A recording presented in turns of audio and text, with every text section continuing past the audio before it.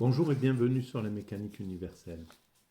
Alors aujourd'hui nous sommes toujours lundi 26 décembre 2022 et je continue mes incartades à partir de cet ouvrage magique Nietzsche, Crépuscule des idoles. Alors, c'est en lien avec la théorie que je développe sur le site mécaniqueuniverselle.net et selon lequel l'humanité est destinée à atteindre son ultime perfection. Et c'est une perfection spirituelle, d'après moi, qu'il s'agit. L'accession à l'extase facile, au bonheur suprême, on pourrait dire, à l'éveil, le nirvana, l'extase. Voilà. Et donc, évidemment, la lecture de Nietzsche est très intéressante pour amener un peu de contradiction et réfléchir, en fait. C'est une mine d'or, en fait, pour le spirituel, au fond. Pour la réflexion spirituelle, je pense que Nietzsche est extraordinaire, en somme. Il a il pose des questions qui sont incroyables, quoi. Et des convictions qu'on doit regarder de façon, beaucoup plus précise que ce que je le fais. Moi, je ne connais pas son œuvre, c'est quelque chose que je découvre globalement. Et voilà, j'ai une vision plutôt intuitive donc mes réponses sont mes analyses, on va dire, ou pas mes analyses, mais ce que ces lectures me suggèrent, c'est tout à fait intuitif. Voilà, c'est pas, j'ai pas la prétention de parler de Nietzsche et de son ouvrage. C'est un point d'appui pour démontrer la pertinence de la théorie que je développe. Donc je commence à lire. Le problème de Socrate, c'est là où j'en suis. De tout temps, les plus grands sages ont porté le même jugement sur la vie. Elle n'a aucune valeur. Alors déjà là, l'entrée en matière, elle est costaud. Il parle évidemment de Socrate, mais en fait de la sagesse en général. Est-ce que les sages pensent que la vie n'a aucune valeur, ou est-ce qu'ils pensent que la vie n'a pas la valeur qu'on lui accorde, que la vie est peut-être une sorte d'illusion et qu'il est absurde d'y accrocher une importance, de lui consacrer une importance qui serait au-delà de la mesure, puisque nous sommes destinés à mourir et à donc tout ce qu'on peut, on peut vite voir le côté vain de tout un tas de quêtes. La quête de la fortune, du pouvoir, voilà, c'est des choses qui, même si ce sont nos moteurs, c'est des moteurs, on ne peut pas en dégrader la valeur, mais d'en faire une valeur suprême, c'est peut-être pas le plus intelligent à faire en somme. Donc déjà pour commencer. Et je ne pense pas que Socrate, par exemple, pense qu'il n'y ait pas de valeur à la vie. Qu'il pense qu'il y a autre chose, que la valeur est au-delà de ça, que la vie telle qu'on la voit est une illusion et que ce qui aurait de la valeur, c'est une autre forme de vie. Voilà, ça serait, c'est ce qu'il se passe après. Quand Socrate va mourir, il pense qu'il va rejoindre une sorte de paradis. Pour l'instant, personne ne peut prouver que que Socrate a raison. Personne ne peut prouver que Socrate a tort.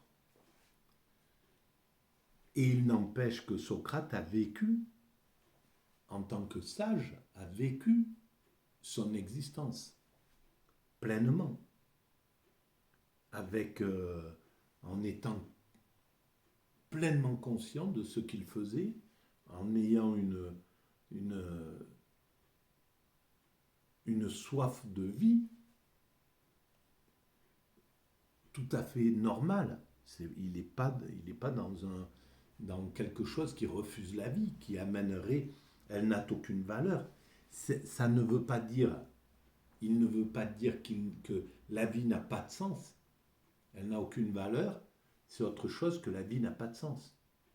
La vie n'a pas de sens, c'est une chose. La vie n'a pas de valeur, n'a pas la valeur qu'on lui accorde, c'est-à-dire quelque chose de total. Je pense que la sagesse a raison. Le monde de la sagesse a raison.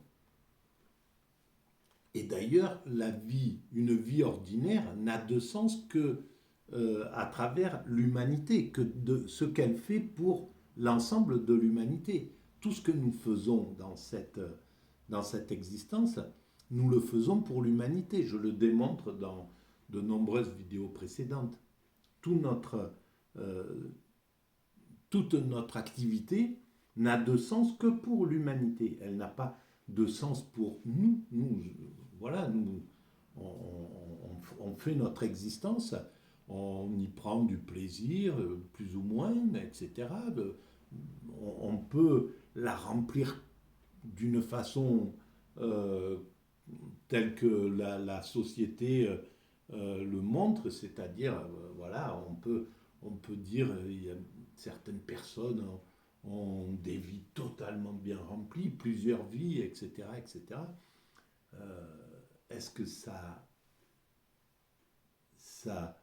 a une valeur par rapport à quelqu'un qui va décider de vivre une vie monacale, de vivre la vie, elle est pleine pour chacun en réalité, pour chaque personne. Je continue. Donc, elle n'a aucune valeur.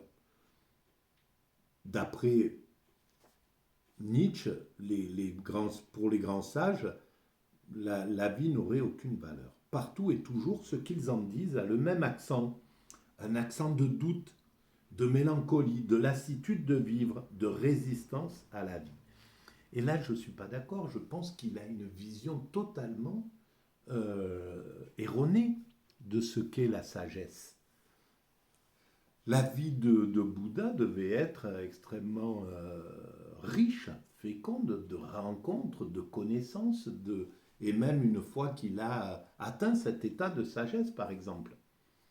La vie des grands sages, de ce qu'on pourrait appeler les saints, qui, d'un seul coup, d'ailleurs, les grands saints du christianisme tels qu'on les connaît, pour la plupart, viennent du monde des débauchés, du monde des jouisseurs.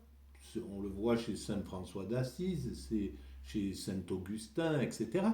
Et je pense que c'est même la majorité des saints qui passent par qui commencent une vie comme on pourrait, comme Nietzsche peut-être l'a pensé, une vie dionysiaque.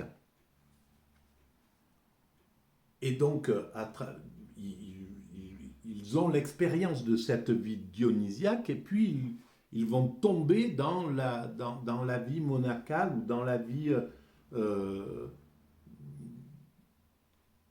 dans l'extase, dans la vie qui va rechercher l'extase, qui va rechercher le divin, qui va rompre avec toutes ses pulsions, qui va rechercher la sagesse justement, et ils y restent. Donc, quelqu'un qui a, la plupart des gens qui ont vécu les deux expériences, l'expérience dionysiaque, l'expérience des plaisirs charnels, classiques, ordinaires de l'existence, et l'expérience de la sainteté, restent dans la sainteté. Et ça n'est pas l'inverse, c'est pas du saint, la majorité, on ne passe pas de la sainteté, on revient à la jouissance ordinaire de l'existence.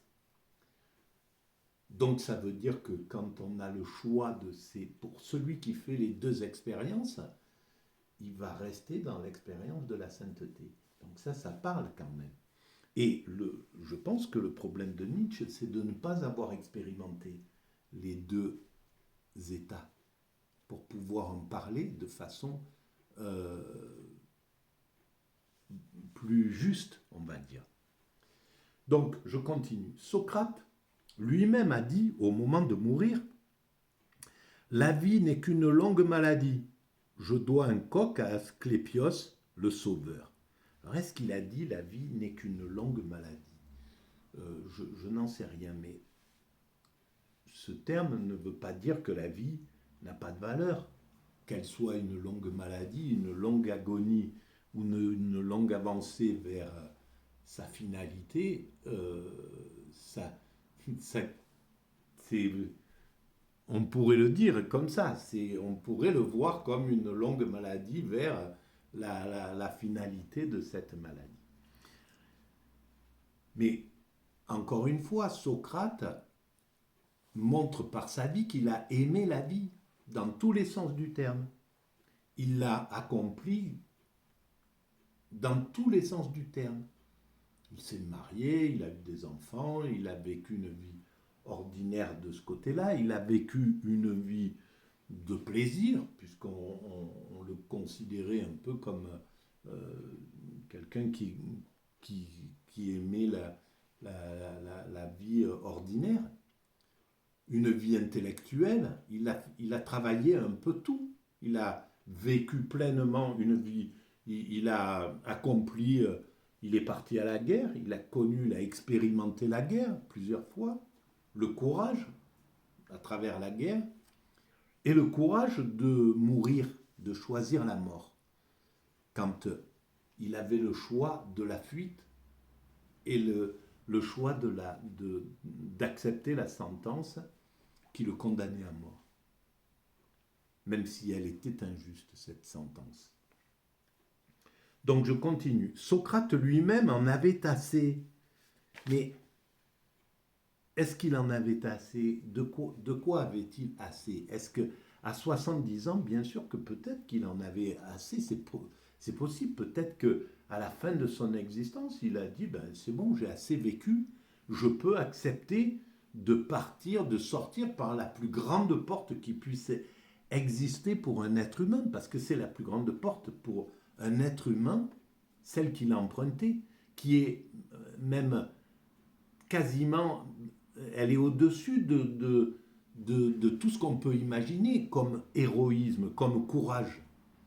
Parce que mourir en pleine santé, en somme, mourir en pleine conscience, sans être suffisamment vieux, sans que ça soit un moment de finalité réelle. Donc, mourir sans que ce soit la souffrance, une souffrance extrême qui l'impose, chose qui arrive très souvent dans un suicide, par exemple. Il faut atteindre un niveau de souffrance tellement intense, psychique, physique ou morale, que la mort est supérieure à la vie. Mais dans tous les autres cas, on ne peut pas se donner la mort parce que l'instinct de vie est d'une force inouïe. Et là, c'est pas la souffrance, ni psychique, ni intellectuelle, ni morale, qui pousse Socrate à accepter la mort. C'est la conscience. Et ça, c'est extraordinaire. que ça soit la conscience qui le motive. Donc c'est pas Socrate lui-même en avait assez. Non, non, non. On ne meurt pas même juste en ayant juste à peine assez. Parce que la vieillesse, c'est en avoir vite assez. Hein, on est, mais 99,99% des êtres humains, même quand ils en ont un peu assez, la saveur de la vie et puis surtout la puissance de l'instinct de vie fait qu'on on avance paisiblement vers sa destinée. Alors, Socrate lui-même en avait assez. Qu'est-ce que cela démontre? Qu'est-ce que cela montre? Autrefois, on aurait dit, oh, on l'a dit, et assez fort, nos pessimistes les premiers. Donc on aurait dit, il doit pourtant y avoir quelque chose de vrai dans tout cela. Le consensus sapientium prouve la vérité. Le consensus de la sagesse prouve la vérité. Mais bien sûr, ce n'est pas pour rien que l'ensemble de toutes les sagesses et de toutes les sagesses du monde, en somme, de toutes les grandes spiritualités, qu'elles soient, qu'elles déclinent du judaïsme à travers le christianisme, l'islam, etc., qu'elles déclinent de l'hindouisme avec le bouddhisme, le zen, le taoïsme, etc., toutes font consensus derrière l'idée le, que le monde est une illusion, qu'on doit vivre, puisque tous la vivent, hein, cette illusion. On vit tous l'illusion, mais que c'est une illusion et qu'il y a peut-être quelque chose au-delà. La vérité se tiendrait au-delà. Et pour l'instant, rien ne prouve ni l'un ni l'autre, ni qu'ils ont raison, ni qu'ils ont tort. Et quand on se penche un peu sérieusement sur la façon dont est construite cette humanité, quelle est la réalité de cette humanité? Même les physiciens sont en train de démontrer qu'elle n'a pas la valeur qu'on lui accorde, même physiquement. Bon, c'est à voir. On continue. Dirions-nous de même, aujourd'hui encore, et avons-nous le droit? En avons-nous le droit? Il doit pourtant y avoir quelque chose de malade dans tout cela. Telle est notre réponse. Ces plus grands sages de tous les temps, il faudrait les voir de près. Peut-être n'étaient-ils plus, ni les uns ni les autres, très fermes sur leurs jambes, peut-être d'un type tardif, vacillant, décadent. Peut-être la sagesse n'apparaît-elle sur terre que sous la forme d'un corbeau qu'excite un discret relent de charogne. Eh bien, c'est pour ces décadents-là, tels qu'il les comprend, ces sages qui ont fait école, qui ont bâti, qui ont construit un Saint François d'Assise, par exemple, pour parler d'eux, le travail qu'il a réalisé, l'œuvre qu'il a réalisée dans son existence, en créant des communautés, le nombre de ces sages qui ont construit des choses incroyables, ce n'est pas rien. C'est loin d'être des gens vacillants. Ces sages qu'on retrouve en Inde, là, qui sont voilà, ces êtres humains qui laissent tout tomber, qui marchent à travers l'Inde, euh, à la quête de Dieu. Est-ce qu'ils sont vacillants? Est-ce qu'on peut dire d'un spirituel qu'il est vacillant, qu'il est malade?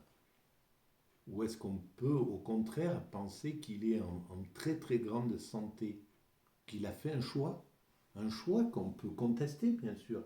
Et c'est pas le choix qu'on doit préconiser à l'ensemble humain. Nous sommes des hommes constructeurs. On construit cette humanité. Et donc, on n'a pas à chercher la sagesse, on n'a pas à nous obliger à chercher la sagesse. Nous, en tant qu'être humain constructeur, on construit donc l'humanité future dans laquelle viendront s'épanouir les sages du futur. Mais nous, on construit cette humanité-là. On a comme vocation à construire. C'est pour ça qu'on a ces pulsions, ces désirs, et qu'on pense que la sagesse, comme d'ailleurs Nietzsche le pensait, que la sagesse, c'est une absurdité, que c'est gâcher son existence, que c'est pas... pourquoi vivre une vie comme ça. Mais quand on y réfléchit, quelle est est-ce qu'on peut dire que la vie de quelqu'un qui choisit de contempler, je ne sais pas, la vie de Bouddha est plus absurde que la vie de,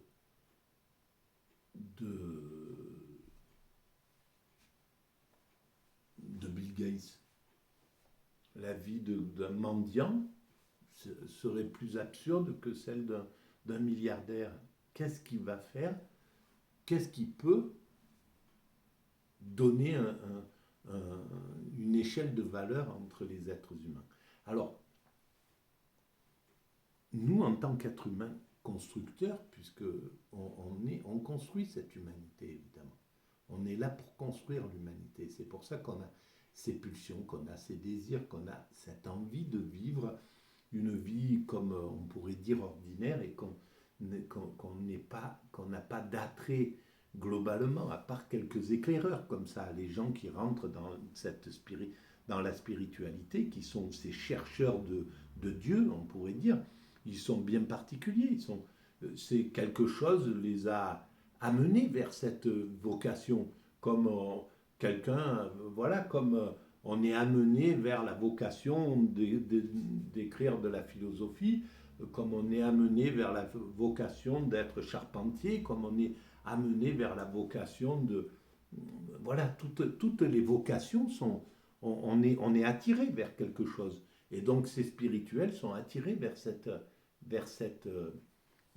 voie. Et c'est comme ça. Mais ça concerne une toute petite partie de l'humanité. La plus grande partie vit ordinairement et ne cherche pas l'extase, mais les petits bonheurs de l'existence. En somme, on est récompensé pour notre travail par les petits bonheurs de l'existence. Voilà, les jouissances de la vie ordinaire.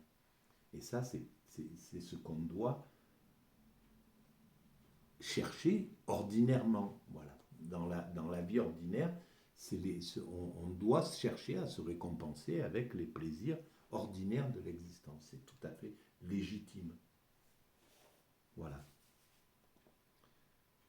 Alors, quant à moi, ce qui m'a inspiré l'irrévérence de considérer les grands sages comme des types de décadents, c'est précisément le cas où elle est le plus fortement en contradiction avec les préjugés, tant des lettrés et des illettrés.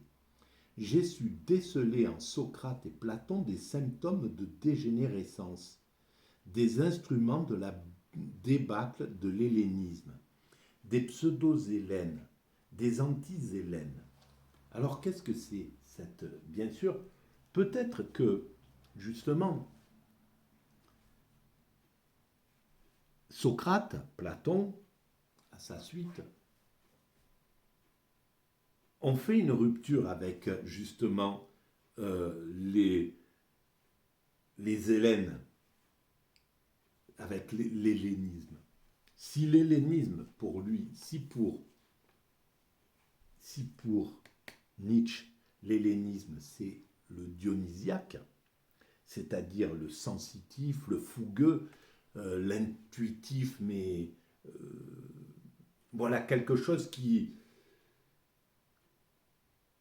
n'accepte pas de contraintes. L'homme qui veut jouir de l'existence pleinement à sa nature, selon sa nature, avec qui ne veut pas brimer sa nature, qui ne veut pas contraindre sa pulsion de vie, quelle qu'elle soit. Si sa pulsion de vie, c'est d'être Napoléon et d'entraîner tout le monde vers une guerre, vers les guerres napoléoniennes, ou si c'est d'être Alexandre le Grand et de vouloir conquérir la moitié de la planète, ou Jules César et de faire la même chose, eh bien rien ne doit pouvoir nous empêcher cela exactement.